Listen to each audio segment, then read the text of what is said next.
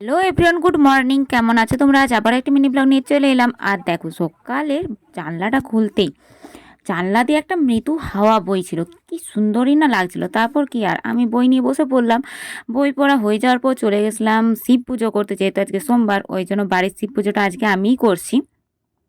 সেই জন্য দেখো সব রেডি করে নিয়েছে। আর এই দিকে আমার পুজো কমপ্লিট। এটা হচ্ছে আমার শিব ঠাকুর, মানে আমাদের মহাদেব। আর এখানে বাকি সব ঠাকুরগুলোকেও একটু ফুল দিয়ে দিয়েছি। এটা আমাদের পুরো ঠাকুর ঘরটা দেখো, পুরো ঠাকুরেই ভর্তি পুরো ঠাকুর ঘরটাতে। তারপর আর কি, তারপর সন্ধেবেলায় চলে গেছিলাম ঠাকুর বিসর্জন দিতে। আর এই যে এইখানে আমরা কি খাচ্ছি একটু কমেন্টে লিখো, হ্যাঁ।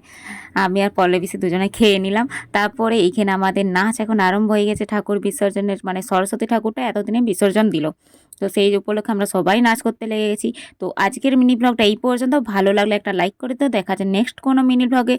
এখন টাটা বন্ধুরা।